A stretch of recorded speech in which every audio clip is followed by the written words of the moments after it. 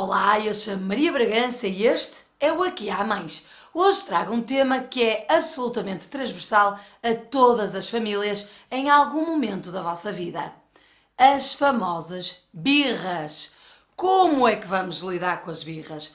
Quais as melhores estratégias? Porquê que as crianças fazem birras? Será sempre pelo mesmo motivo ou poderá estar alguma coisa por detrás desse comportamento?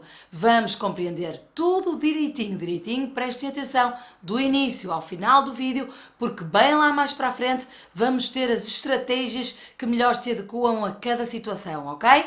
Espero que gostem do vídeo da doutora Cláudia Gonçalves. Até já!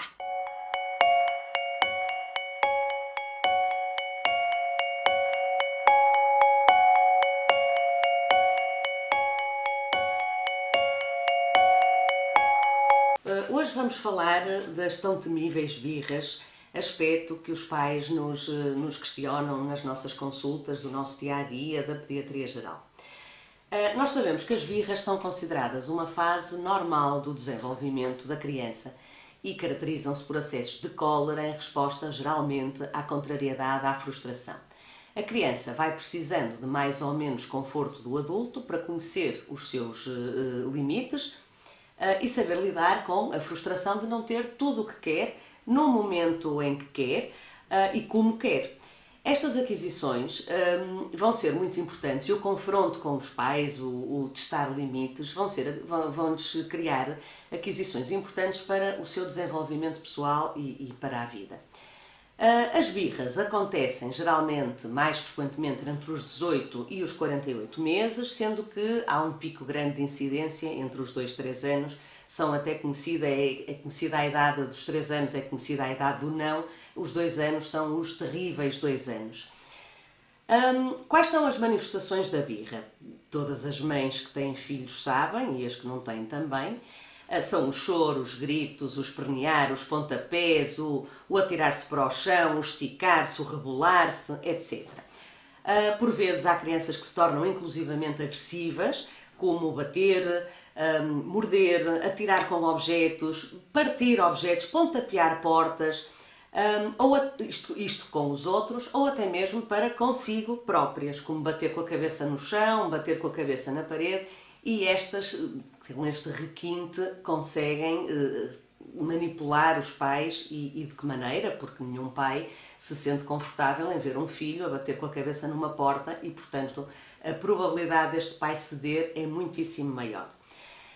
Por vezes, as birras também se manifestam com sintomas físicos. Miúdos que aceleram a respiração, que sustêm a respiração, às vezes conseguem eles próprios desencadear um espasmo de choro. Pai nenhum resiste a um filho que perde a consciência à sua frente. Desencadear o vómito, portanto, são situações já mais psicossomáticas e não necessariamente patológicas, mas que constituem um desafio muito importante no lidar com a birra. Quais são as causas? A criança recorre à birra, como disse atrás, por não conseguir lidar com a frustração, com a contrariedade, e porque não dispõe de mecanismos para fazer face a essa frustração. Por um lado, a sua linguagem verbal ainda não tem grande maturidade, ainda faltam palavras, faltam formas de exprimir verbalmente as suas emoções. Depois a criança só vive num tempo, aqui e agora, é no presente. Vou dizer, daqui a bocado, depois do almoço, dou-te o gelado, depois do almoço é para o ano que vem, isso não existe. O tempo é agora, aqui e agora. A criança não tem capacidade, portanto, para adiar as suas necessidades, as suas vontades, e depois, muitas vezes, tem também poucas competências para resolver problemas. Isto depois vai, obviamente, variar consoante o nível de desenvolvimento e o nível cognitivo de cada criança. Assim, a criança recorre à birra para chamar a atenção do adulto. Quando começa a dominar melhor a linguagem, a birra depois torna-se uma arma de manipulação, com requintes quase que de malvadez. Não gostas de mim, não me dás isso, mas o pai dá, tu és má, tu és feia, o que faz as mães completamente desabarem perante afirmações destas. O que é que desencadeia uma birra? São conhecidos tudo o que mexa com alterações fisiológicas do ritmo fisiológico normal da criança pode desencadear uma birra. O sono, a fome, o cansaço. Se eu tenho que ir trocar uma camisola ao shopping, não vou interromper o sono da criança para o ir fazer, porque eu já sei que a birra vai ser garantida. Se eu quero ir a qualquer sítio, a uma repartição, e é hora de almoço e ele está habituado a comer a uma determinada hora, os meus não têm que comer exatamente ao meio-dia, meio-dia e 1, mas devo precaver-me que, se sei que as coisas não vão correr assim tão depressa, devo precaver-me, devo levar algum alimento comigo, porque já sei que a fome, o sono, o cansaço são situações que desencadeiam facilmente birras. Como vamos preveni-las? O melhor mesmo, pois, como é que vamos gerir a birra? O melhor é até impedi-la. Isto é um bocadinho como as desculpas, não se pedem, evitam-se.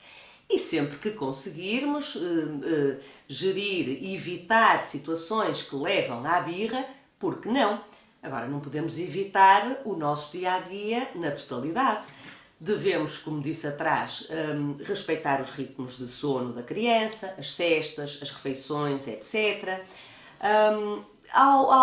Às vezes os miúdos ficam muito frustrados com brinquedos porque não conseguem encaixar, não conseguem abrir. Se calhar temos que ter algum cuidado com o tipo de brinquedos que lhes damos. O facto de na caixinha ter uma determinada idade não quer dizer que o nosso filho seja capaz. Devemos estimulá-los, sim, mas quando as coisas realmente excedem o nível de competência da criança, fazem com que a frustração exista. Dentro de certos limites, também devemos dar à criança a possibilidade de fazer escolhas. É muito importante que a criança faça escolhas desde muito cedo. Agora, estas escolhas não podem ser entre 10 opções. Nós vamos resumir as opções. Se eu vou comprar uma camisola de verão, tanto me dá que seja azul ou vermelha, ele pode escolher, mas a camisola tem que ser de verão. Não vai comprar um casaco de inverno. E essa não é a opção. Às vezes a transição entre uma tarefa e outra também são desencadeantes de birras. Criança que recusa ir para a cama. Estas transições, se sabemos antecipadamente que normalmente são um período difícil, devemos fazer transições mais suaves, antecipando o que vem aí. No fim dessa história que o papá te está a ler, vais para a cama.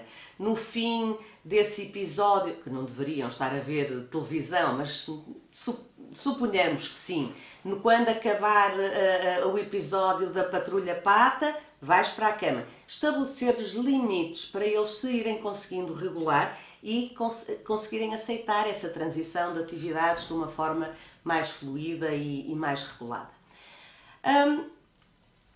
Não há receitas perfeitas. As birras são para ser geridas consoante cada criança, consoante cada agregado familiar, mas há regras gerais que podem ser interiorizadas. Devemos ser coesos, as pessoas com quem a família vive devem ser coerentes. As crianças, quando começam a dominar melhor a linguagem, depois acabam por fazer joguinhos, mas se sabem que eu vou dizer não, vão pedir ao pai que possivelmente diz sim. Nenhum pai diz que sim ou que não, sem antes dizer, vamos ver o que é que a mamãe acha, vamos ver o que é que o papá acha. Os avós, é muito difícil, às vezes, gerir o comportamento dos avós e que é gerador de grandes transtornos, às vezes até familiares, pelo seu espírito de sobreproteção, e que ainda bem que o tem, mas quando temos avós presentes, temos que fazer com que respeitem as nossas atitudes, pelo menos na nossa presença. Quando as crianças estão lá em casa sozinhas com eles, façam como quiserem. Na nossa presença, por favor, não nos desautorizem. Se eu digo que vai comer com o garfo, não venha a avó que lhe ponha a coxa de frango na mão e não vai comer com a mão.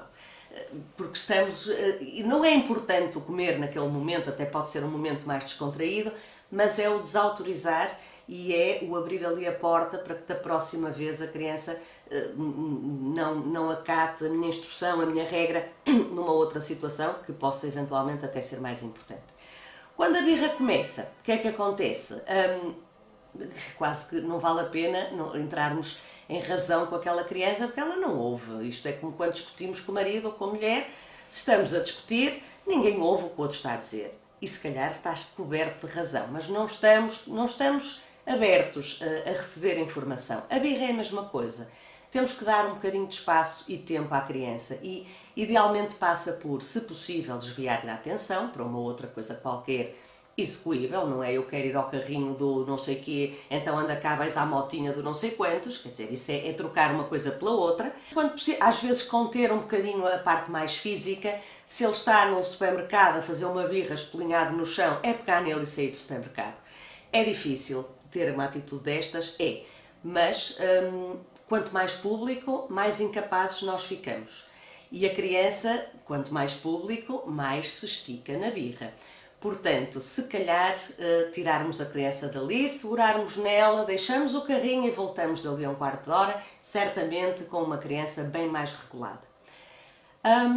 Também não o devemos castigar porque fez birra.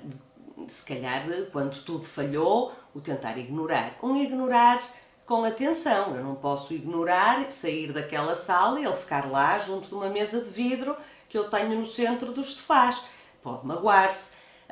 Depois de eu colocar num local que eu considero minimamente seguro, eu vou então fazer um ignorar ativo da birra da criança.